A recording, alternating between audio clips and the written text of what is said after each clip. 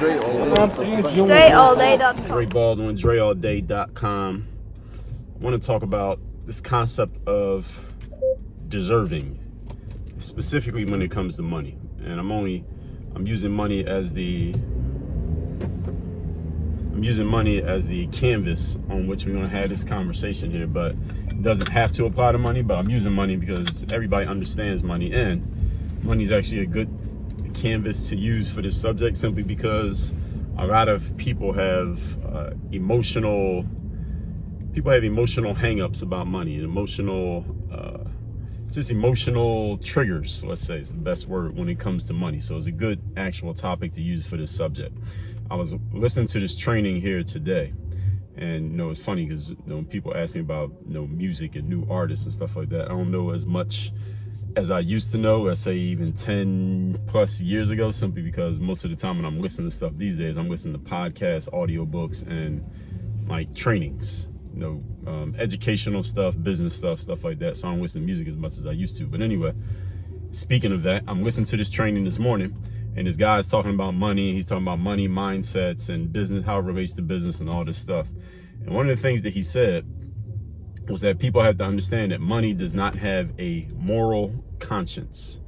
And by that, he went on to explain, he said, if money had a moral conscience, then there would never have been a such thing such as Enron or, what other, Jesse James, or, anybody you ever heard of who made a lot of money. Maybe eventually they got found out about. If we know their name, they probably got caught. But they were making a whole lot of money and took a whole lot of money from people dishonestly and unjustly. And for that time period, they got a lot of money out of people that otherwise probably shouldn't have been their money, but they had that money, right? If money itself, the whole point is, yes, they did eventually get caught and they had to pay a price, go to jail, get killed, whatever happened to them. But in the process of them doing that, the people that they defrauded out of that money, those people got hurt, and those people did not get their money back. That's the point that what I want you to really understand about it is not just that the person who was doing wrong got caught, but the people who were victimized by the wrongdoer, they don't get their money back. They don't get no restitution. They don't get made whole by the fact that somebody got caught and went to jail. Like, if somebody steals $1 million from you, then they get caught and they go to jail, and you don't get any of your $1 million back. I mean, you might feel okay that they got caught, but you still have that $1 million. The whole point is, if money itself had a moral conscience, then these things would never happen in the first place. You understand? These things, people would never get robbed out of their money. There would not be scams. There wouldn't be there's a prince in Nigeria that has $1 million for your family, just reply to this email. Those kind of things wouldn't be happening if money had a moral conscience. And the whole thing that I want y'all to get from this when it comes to this concept of deserving. And this is something that I initially came across, this word. I came across this a lot dealing with athletes. And being that I'm a former athlete, I don't really talk about sports that much these days, but I still have a lot of athletes in my audience, and athletes see my old materials and books and stuff like that. And many athletes come to me with this mindset that is not really your fault that you have this mindset. It got taught to you by your teachers, your parents, by people around you who have positions of authority, people who you respect, adults who never got taught to unlearn this bullshit that I'm going to help you unlearn right now if you decide to be open-minded enough to it. Is just because you work hard / are a good person / really believe in yourself / do all the right things, whatever the right things happen to be, just because you do those things does not entitle you to deserving anything. That's what I want you to understand right now. And again, money is just the canvas here, but you could use this for anything. If you're an athlete, a basketball player trying to make the basketball team at college or high school or anywhere else, just because you show up to practice every day and work hard and you're the first one in the gym and you're the last one to leave the gym, does not mean you deserve to be on the roster. Doesn't mean you deserve to get in the game. Doesn't mean you deserve for anybody to pass you the ball.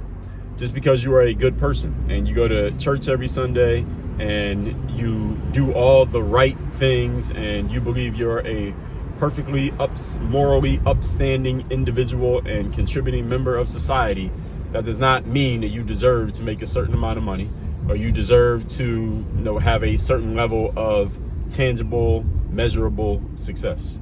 None of those things mean you deserve anything. And here's the point. Excuse me. Thing is this. Success, the tangible, measurable types of success, and let's just say these topics we're talking about here. Athlete trying to make the basketball team, or you want to get a scholarship, you want to play professional basketball overseas, or a business person, you want to make a certain amount of money in your business, or you want to make a certain amount of money in your career from your employment.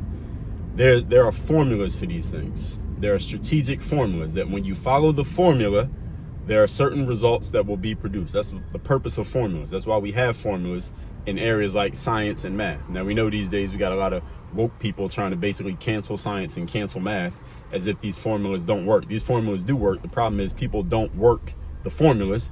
Then they don't get the results they want. Then they say, well, something wrong with the formula. No, there's nothing wrong with the formula. There's something wrong with the person.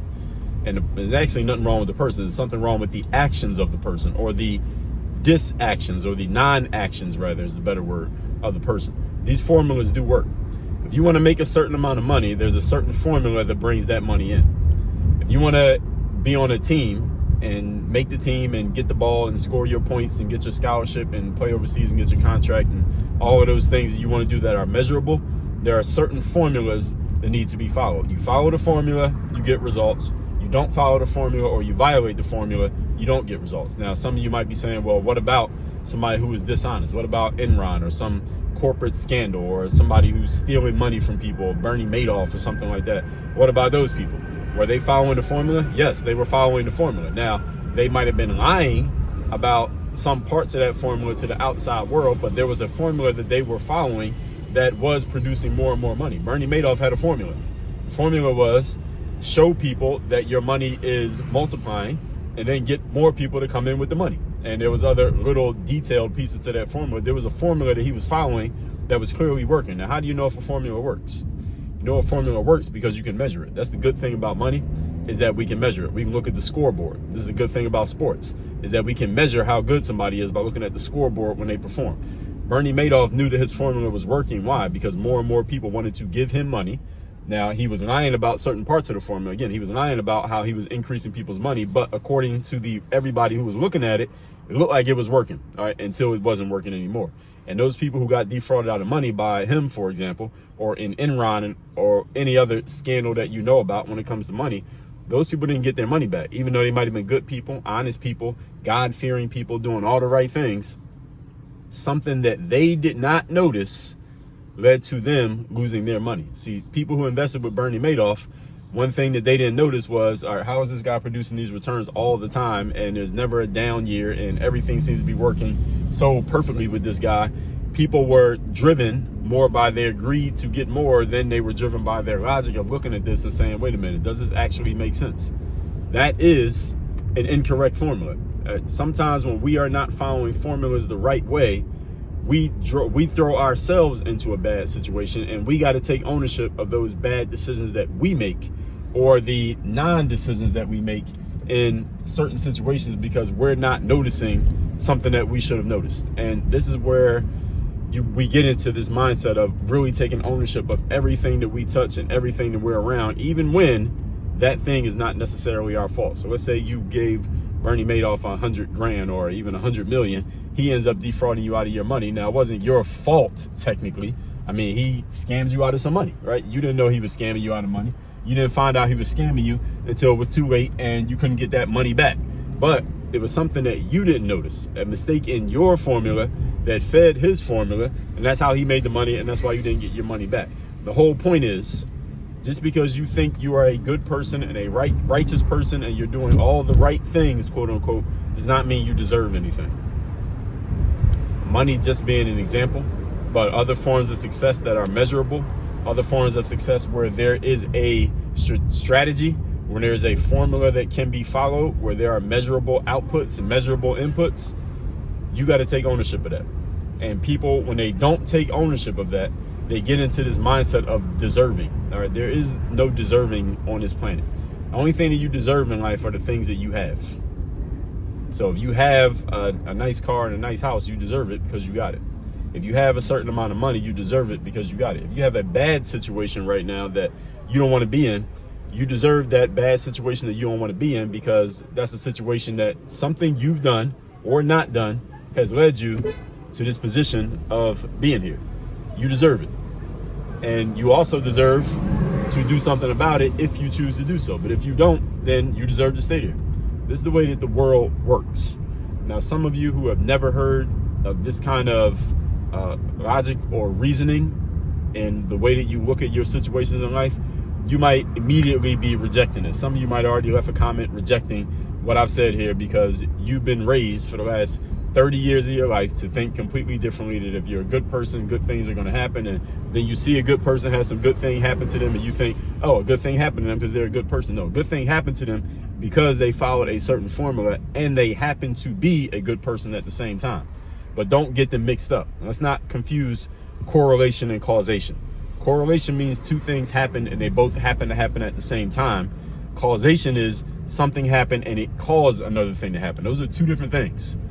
It's like if I do a video every day, and every day when I do a video, let's say I do a video at 5 in the morning every day and the sun comes up while I'm making my video, does that mean me recording the video makes the sun come up? No, that's correlation. Anybody would laugh at that if I was to assert that me making a video makes the sun come up. But this is what people do all the time when they're confusing correlation and causation. It's just a correlation between me recording the video and the sun coming up, but I'm not causing the sun to come up. You understand the difference? And it's the same thing when you think, oh, somebody's a good person, or they work hard every day, or they show up all the time, or they're the first one in the gym and the last one to leave, then they become successful. They make it to the NBA, or they make a certain amount of money. We're like, oh, well, that's why they did it, because they're the first one in the gym and the last one to leave. And you hear this all the time, right? From your favorite motivational speakers who don't really know what they're talking about. They say, oh, well, this guy created success because look, he's always showing up early. Or Kobe, he practiced 8 hours a day. That's why he became one of the greatest players of all time. No, he became the greatest player. He became one of the greatest players of all time because he was following certain formulas combined with his talent and skills that allowed him to be great. Now, did working hard help enhance that? Yes.